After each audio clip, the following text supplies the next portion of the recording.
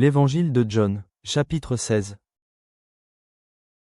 Je vous ai dit ces choses, afin qu'elles ne soient pas pour vous une occasion de chute. Ils vous excluront des synagogues, et même l'heure vient où quiconque vous fera mourir croira rendre un culte à Dieu. Et ils agiront ainsi, parce qu'ils n'ont connu ni le Père ni moi. Je vous ai dit ces choses, afin que, lorsque l'heure sera venue, vous vous souveniez que je vous les ai dites. Je ne vous en ai pas parlé dès le commencement, parce que j'étais avec vous. Maintenant je m'en vais vers celui qui m'a envoyé, et aucun de vous ne me demande, « Où vas-tu » Mais, parce que je vous ai dit ces choses, la tristesse a rempli votre cœur. Cependant je vous dis la vérité, il vous est avantageux que je m'en aille, car si je ne m'en vais pas, le Consolateur ne viendra pas vers vous. Mais, si je m'en vais, je vous l'enverrai. Et quand il sera venu, il convaincra le monde en ce qui concerne le péché, la justice, et le jugement. En ce qui concerne le péché, parce qu'il ne croit pas en moi. La justice, parce que je vais au Père, et que vous ne me verrez plus. Le jugement, parce que le prince de ce monde est jugé.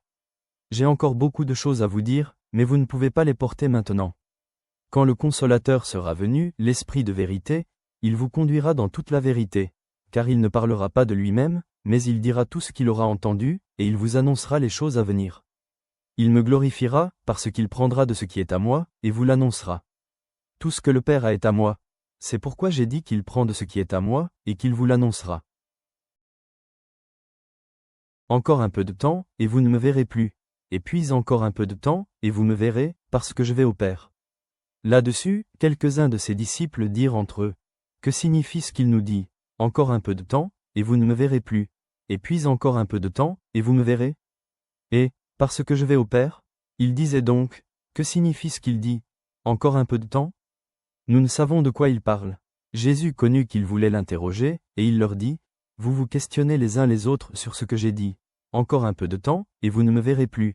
Et puis encore un peu de temps, et vous me verrez. En vérité, je vous le dis, vous pleurerez et vous vous lamenterez, et le monde se réjouira. Vous serez dans la tristesse, mais votre tristesse se changera en joie. La femme, lorsqu'elle enfante, éprouve de la tristesse, parce que son heure est venue. Mais, lorsqu'elle a donné le jour à l'enfant, elle ne se souvient plus de la souffrance, à cause de la joie qu'elle a de ce qu'un homme est né dans le monde. Vous donc aussi, vous êtes maintenant dans la tristesse. Mais je vous reverrai, et votre cœur se réjouira, et nul ne vous ravira votre joie. En ce jour-là, vous ne m'interrogerez plus sur rien. En vérité, je vous le dis, ce que vous demanderez au Père, il vous le donnera en mon nom. Jusqu'à présent vous n'avez rien demandé en mon nom.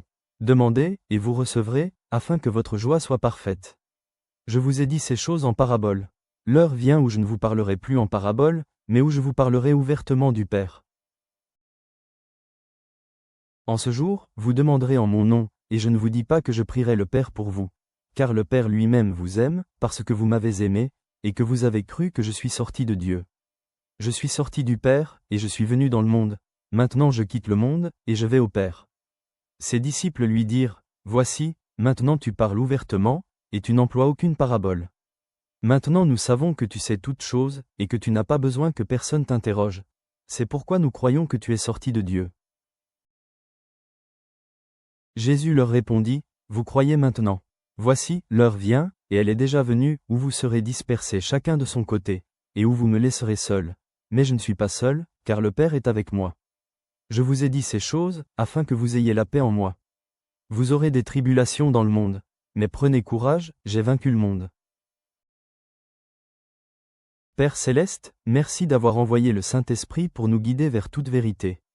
Dans ce monde, nous aurons des épreuves, mais nous prenons courage car Jésus a vaincu le monde. Renforce notre foi et remplis-nous de ta paix. Au nom de Jésus, Amen.